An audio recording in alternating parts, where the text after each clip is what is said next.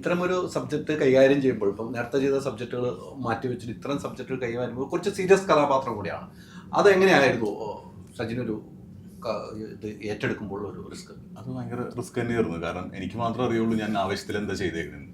ഞാൻ ഇവിടെ വരുമ്പോൾ വേറെ ആർക്കും അറിയില്ല പടം എങ്ങനെ, ആ പടത്തിൻ്റെ കഥ പോലും അറിയില്ല, അതെങ്ങനെയാണ് വരുന്നതെന്ന് പോലും അറിയില്ല. അപ്പോൾ അത് എൻ്റെ ഒരു പേഴ്സണൽ റിസ്ക് തന്നെയാണ്. ഞാനത് സ്വന്തം ഉത്തരവാദിത്തമായിട്ട് എടുത്ത് അതിന് വേണ്ടിയിട്ട് കുറച്ച് പണിയൊക്കെ എടുത്ത് ഫിസിക്കലി തുഴയാനൊക്കെ ആയിട്ട് വഞ്ചി തുഴയാനായിട്ട് അതൊക്കെ പോയി പഠിച്ച് അങ്ങനെ അത് റിസ്ക് എടുത്ത് തന്നെയാണ് ചെയ്തത്. കാരണം എല്ലാ ക്യാരക്ടറും റിസ്ക് എടുത്ത് തന്നെയാണ് ചെയ്തത്. നമ്മളെ കൊണ്ട് നമ്മൾ നോക്കും ഇത് വായിച്ചാലും ഈ ക്യാരക്ടർ കിട്ടുമ്പോൾ ഇത് എന്നെ കൊണ്ട് പൊക്കാൻ പറ്റുമോ, അങ്ങനെ ഒരു കോൺഫിഡൻസ് ഉണ്ടെങ്കിൽ മാത്രം പടം കമ്മിറ്റ് ചെയ്യുള്ളൂ. നമ്മൾ പറഞ്ഞ പോലെ ഒരു എടുത്ത് ആഡ് ചെയ്തൊന്നും നോക്കാം എന്നും പറഞ്ഞിട്ടൊരു പരിപാടി അങ്ങനെയൊന്നുമില്ല. നമ്മളെ കൊണ്ട് പറ്റുമോ ആ ഒരു കോൺഫിഡൻസ് നമുക്ക് കിട്ടുകയാണെങ്കിൽ മാത്രമേ ഞാനത് ഓക്കെ നമുക്കിത് ചെയ്യാം, എന്നെ കൊണ്ട് ഇത് പണിയെടുത്താൽ എന്നെ കൊണ്ട് പൊക്കിയാൽ പൊങ്ങും എന്ന് തോന്നുന്ന പരിപാടി മാത്രമേ ഞാൻ പിടിക്കാറുള്ളൂ. അല്ല, അങ്ങനെ പിടിക്കുന്നതും നല്ലതാണ്. കുറച്ച് സെലക്ഷനും നല്ലതാണോ? ഞാൻ ശരിക്കും പറഞ്ഞ സെലക്ഷനും അല്ല, അങ്ങനെ ഒരു സെലക്ഷൻ നല്ലതാണ്. അതെ അതെ, എന്നോട് ഇങ്ങോട്ട് വരുന്ന കഥാപാത്രങ്ങൾ ഞാൻ കേട്ടിട്ട് ഓക്കെ. അല്ല, ഞാൻ ഒരിക്കലും ചൂസ് ചെയ്യുന്നത് എന്നെ ഇപ്പൊ എനിക്ക് ചിലപ്പോൾ പൈങ്കിളിയൊക്കെ ഇറങ്ങിയതിന് ശേഷം ചിലപ്പോൾ അങ്ങനത്തെ ഒരു സിറ്റുവേഷൻ എനിക്ക് വരാൻ തോന്നുന്നു. കാരണം പൈങ്കിളി ഫെബ്രുവരി 14 അതാണ് ഞാൻ ലീഡ് ചെയ്യണ ഒരു പടം, ആദ്യത്തെ പടം. അപ്പൊ അത് ഇറങ്ങിയതിന് ശേഷമൊക്കെ ചിലപ്പോൾ എനിക്ക് അങ്ങനത്തെ ഒരു ഇതൊക്കെ വന്ന് ഇതിലേക്ക് പോകാൻ പറ്റും. അങ്ങനെയൊക്കെയാണ്. അല്ലാതെ ഇങ്ങനെ ഒരു ഇന്ന സാധനം ചെയ്യും ഇന്ന സാധനം ചെയ്യില്ല അങ്ങനെയൊന്നുമില്ല. എനിക്ക് പെർഫോമൻസ് ഓറിയന്റഡ് ആയിട്ടുള്ള ക്യാരക്ടർ എന്താണെങ്കിലും അത് ഒരു സീനാണെങ്കിലും 2 സീനാണെങ്കിലും അതാണ് ഏറ്റവും വേണ്ടത്. പോയി ചെയ്യും. ഒരു കലാകാരന് വേണ്ട ഏറ്റവും വലിയ ക്വാളിറ്റി അതാണ്. ഒരു സീനാണെങ്കിലും അറിയപ്പെടുന്ന സീനാണ്, പ്രേക്ഷകരുടെ മനസ്സിൽ തങ്ങിയിരിക്കുന്നതിൽ അത് ഏറ്റവും അങ്ങനെ നോക്കുന്നത് ഞാൻ അതൊരു വിജയത്തിന്റെ പാതയാണ്. ഫേസിലൊക്കെ അങ്ങനെ എത്ര പടങ്ങൾ ചെയ്തു ഇപ്പോൾ ഇങ്ങനെ നിന്ന് കറങ്ങുന്നില്ലെങ്കിൽ ഉറപ്പായിട്ടും ഞാനൊക്കെ ഒരുപാട് നോട്ട് ചെയ്യുന്നതാണ്. ഫേസിൽ ഇങ്ങനെ പോകുമ്പോൾ ഇങ്ങനെയൊക്കെയാണ് നമുക്കൊരു മുന്നിൽ റോൾ മോഡൽ എന്നുള്ള രീതിയിൽ നമുക്ക് ഉറപ്പായിട്ടും അല്ലേ. കിക്കിനൊന്നും വേണ്ട, എനിക്ക് വേണ്ട. ഞാൻ അതാ ഇങ്ങനെ നോക്കിയേ, ഇവന് ഇനി എന്റെ എന്താ വേണ്ടത്. കഴിഞ്ഞ ഇന്റർവ്യൂല് കിഡ്നി റൗണ്ട് ഉണ്ടായിരുന്നു, സ്വയം എല്ലാരെയും പുകഴ്ത്തുക. പക്ഷെ ഇതോളാം.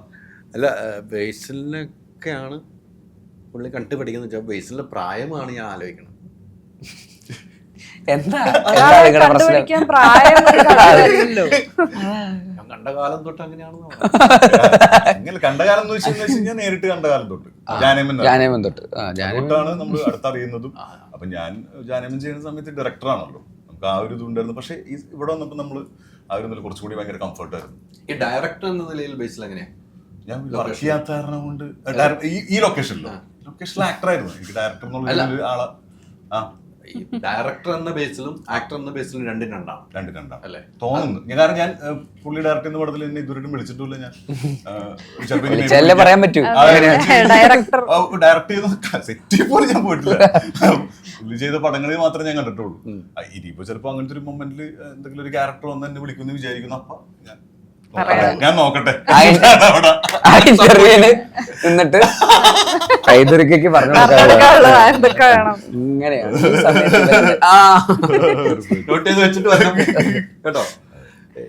ബേസിൽ പൊതുവെ എല്ലാ കാര്യത്തിലും ഇപ്പൊ പൊതുവെ കുറെ ഇന്റർവ്യൂസ് വന്നു. ഇപ്പൊ ബേസിൽ പൊതുവെ തള്ളു എന്നാ പറയുന്നത്. ആരാ പറയുന്നത്?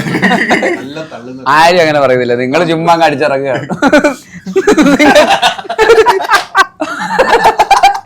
ഞാൻ തള്ളിയിട്ടൊന്നുമില്ല, തമാശ പറയായിരിക്കും. അല്ല, മൊത്തത്തിൽ ഒരു വൈബ് ഉണ്ടാക്കുന്നുണ്ട്. വൈബിനെയാണോ നിങ്ങൾ തള്ളുന്ന പറയുന്നത്? നിങ്ങൾ തന്ത വൈബായി തുടങ്ങിയിട്ടുണ്ട്. വൈബിനെ തള്ളന്ന് മിസ്ഇന്റർപ്രറ്റ് ചെയ്യുന്നു. മാറുന്നു, മാറിക്കഴിഞ്ഞു, ഞാൻ ഉൾക്കൊള്ളുന്നു. ഓക്കെ. അല്ല, പൊതുവെ ഇപ്പൊ ഈ ഇടയ്ക്ക് ഇറങ്ങിയ സിനിമകളിലെല്ലാം ബേസിലിന്റെ ഇന്റർവ്യൂസ് നമ്മൾ കാണുന്നുണ്ട്. ധ്യാന് എതിരാളിയായി മാറിയിരിക്കുകയാണ്. ഒരിക്കലുമില്ല. ധ്യാൻ എതിരാളി ഇപ്പം ഇന്ത്യയിൽ ഒരാളുടെ ബേസിൽ മാത്രമേ ഉള്ളൂ. പക്ഷേ ധ്യാൻ ഒന്നും ആരും എതിരാളിയായിട്ടൊന്നും ഞങ്ങൾ തമ്മിൽ അങ്ങനെ ഒരു കോമ്പറ്റീഷനും ഇല്ല.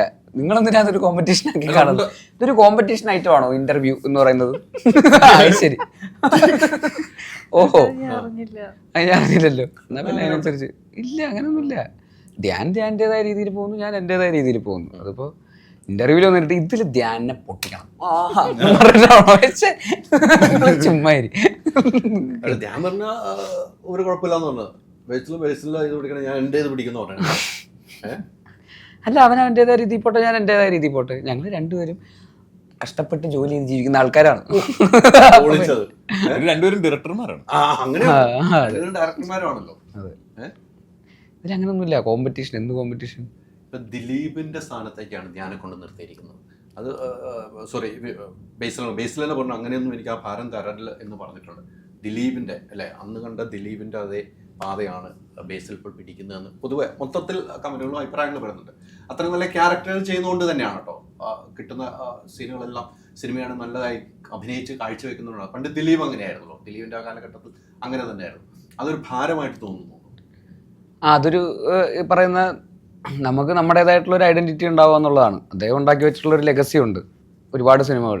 അപ്പോൾ അത്രയും കാലഘട്ടത്തിൽ ചെയ്തിട്ടുള്ള സിനിമകളാണ്. ഞാനിപ്പോൾ ഇപ്പം എൻ്റെ 10ാമത്തെ സിനിമയാണിത് നായകൻ എന്നുള്ള രീതിയിൽ, അല്ലെങ്കിൽ അഭിനേതാവ് എന്നുള്ള രീതിയിൽ ഇപ്പോൾ എത്ര 5 വർഷം എങ്ങാണ്ടായിട്ടുള്ളൂ. അപ്പോൾ അത്രയും കാലം കൊണ്ട് എങ്ങനെയാണ് നമുക്ക് ഒരാളെ അങ്ങനെ കമ്പയർ ചെയ്യാൻ പറ്റുക? ഒരു അദ്ദേഹത്തിൻ്റേതായിട്ടുള്ള ഒരു ലെഗസിയും ഫാൻ ഫോളോയിങ്ങും നമ്മളൊക്കെ ചെറുപ്പകാലം മുതലേ കണ്ടിട്ടുള്ള ഒരുപാട് നല്ല ഹ്യൂമർ കോമഡി സിനിമകളും അല്ലാത്തതുമായിട്ടുള്ള സിനിമകളൊക്കെ ചെയ്തിട്ടുള്ള ഒരാളാണ്. അപ്പോൾ ആ രീതിയിൽ കമ്പയർ ചെയ്യുമ്പോൾ അത് ശരിയല്ല എന്നാണ് എനിക്ക് തോന്നുന്നത്. അത് രണ്ടുപേരോടും ചെയ്യുന്നത് അത് നീതിയല്ല എന്ന് തോന്നുന്നു. തീർച്ചയായിട്ടും നമ്മുടേതായിട്ടുള്ള ഒരു ഐഡൻറ്റിറ്റി കാലം ഇനിയുണ്ടല്ലോ, ഇനിയും സമയമുണ്ടല്ലോ. അപ്പോൾ എല്ലാം കഴിഞ്ഞിട്ട് ഒരു 10-20 വർഷമൊക്കെ കഴിഞ്ഞിട്ട് ഞാൻ ചെയ്ത സിനിമകൾ കണ്ടിട്ട് അതിന് വേറെ എന്തെങ്കിലും വിളിക്കാൻ തോന്നുന്നുണ്ടെങ്കിൽ അങ്ങനെ വിളിക്കട്ടെ. എന്തിനാണ് ഒരാളെ വെച്ച് കമ്പയർ ചെയ്യുന്നത്? ശരിയല്ല എന്ന് എനിക്ക് തോന്നുന്നു. ഇപ്പൊ വിളിക്കേണ്ട സമയമായിട്ടില്ല, ഒരിക്കലും ഇല്ല. അത് ശരിയല്ല അങ്ങനെ വിളിക്കുന്നത്. ആരുമായിട്ടും കമ്പയർ ചെയ്യുക. അങ്ങനെ ദിലീപേട്ടനോ അങ്ങനെ ഒരാളെ വെച്ചിട്ടോ, അല്ലെങ്കിൽ ശ്രീനിയേട്ടൻ ഇടയ്ക്ക് വിളിക്കാറുണ്ട്. പക്ഷെ അതൊന്നും ശരിയല്ല. അതൊക്കെ അവരൊക്കെ എത്രയോ വലിയ വലിയ സിനിമകളും എത്രയോ കാലങ്ങളായിട്ട് നമ്മളെയൊക്കെ ഒരുപാട് എൻ്റർടൈൻ ചെയ്യിപ്പിച്ചിട്ടുള്ള ആൾക്കാരാണ്. അപ്പോൾ അങ്ങനെയുള്ളവരായിട്ടൊന്നും കമ്പയർ ചെയ്യാനൊന്നും ഞാൻ ആയിട്ടില്ല, ഒരു സംശയമില്ല. ഇപ്പോൾ ഏതെങ്കിലും പ്രോഗ്രാമിൽ പോയാലും സ്റ്റേജ് കയ്യിലെടുക്കും, ഡാൻസ് ചെയ്താണെങ്കിലും പാട്ട് പാടിയാണെങ്കിലും ബേസിലിൻ്റെ ആ ഒരു സാന്നിധ്യം ഉറപ്പിക്കുന്നുണ്ട്. അത് പ്രേക്ഷകർക്കും ഇഷ്ടമാണ്. ഇപ്പോൾ ഒരു പ്രോഗ്രാം അത് പ്രേക്ഷകർക്കും ഇഷ്ടമാണ്. അത്തരമൊരു രീതിയിലേക്ക് ഇപ്പോൾ കുറച്ചായുള്ളൂ വന്നിട്ട് ബേസിൽ. നേരത്തെ അങ്ങനെയൊന്നും ബേസ് ആയിരുന്നില്ല എന്ന് എൻ്റെ കാഴ്ചപ്പാട്. ഞാൻ ഒത്തിരി ഇൻ്റർവ്യൂ എടുത്തിട്ടുണ്ട്. പണ്ട് ബേസിൽ ഇങ്ങനെയൊന്നുമല്ല. അതിലേക്കൊരു മാറ്റം സംഭവിക്കാനുള്ള കാരണം എന്താണ്? ബേസ് കുറച്ചുകൂടെ കോൺഫിഡൻസ് ഒക്കെ. പണ്ട് ഞാൻ ഇങ്ങനെയൊക്കെ തന്നെയായിരുന്നു. കോളേജിലൊക്കെ പഠിക്കണ നിങ്ങൾ കണ്ടിട്ടില്ലല്ലോ. അന്നും ഇതുപോലൊക്കെ തന്നെയായിരുന്നു. സ്റ്റേജിൽ ഡാൻസ് കളിക്കുക. ഇപ്പോൾ നന്നായിട്ട് ഡാൻസ് കളിക്കാൻ അറിയുന്നവരുടെ ഡാൻസും ഉണ്ടാവും, ഡാൻസ് കളിക്കാൻ അറിയാത്തവരുടെ ഡാൻസും ഉണ്ടാവും. ഡാൻസ് കളിക്കാൻ അറിയാത്തവരുടെ ഡാൻസിൽ മെയിൻ ആയിരുന്നു ഞാൻ. ഈ പറയുന്ന ഈ ഡെമോ ഡാൻസ് എന്നൊക്കെ പറഞ്ഞിട്ടുള്ള ഡാൻസുകളൊക്കെ ഉണ്ടല്ലോ മെയിൻ. ഇപ്പോൾ ഇൻ സിങ്ക് എന്ന് പറഞ്ഞിട്ട് നമ്മുടെ ഒരു കോളേജിലെ ഡാൻസ് ടീം ഉണ്ടായിരുന്നു. ഇൻ സിങ്ക് നമ്മുടെ ഡാൻസ് ടീമിൻ്റെ ഒരു ഔട്ട് ഓഫ് സിങ്ക്, ഒരു സിങ്കും ഇല്ല. അപ്പോൾ അങ്ങനത്തെ ഒരു ഡാൻസ് ടീം ഉണ്ടായിരുന്നു. ഞങ്ങളുടെ ഇടയ്ക്ക് ഞങ്ങളുടെ പ്രോഗ്രാമിന് വേണ്ടി വെയിറ്റ് ചെയ്തിരുന്ന ആൾക്കാരുണ്ടായിരുന്നു. ഔട്ട് ഓഫ് സിങ്കിന്റെ ഡാൻസ് ഇല്ല ഇത്തവണ എന്ന് ചോദിച്ചു. അപ്പോൾ ഇതൊക്കെ പണ്ട് മുതൽ ചെറുപ്പം മുതലേ സ്റ്റേജ് ഫിയർ ഒന്നും ഇല്ല. അങ്ങനെ ഈ പറയുന്ന എല്ലാ പരിപാടികൾക്കും സ്കൂളിലൊക്കെ എല്ലാ പരിപാടികൾക്കും പങ്കെടുക്കും. നമുക്ക് അറിയുന്ന പരിപാടിയാവണമെന്നൊന്നുമില്ല. അക്ഷര ശ്ലോകം എന്നൊക്കെ എല്ലാത്തിനും പോയി പേര് കൊടുക്കും.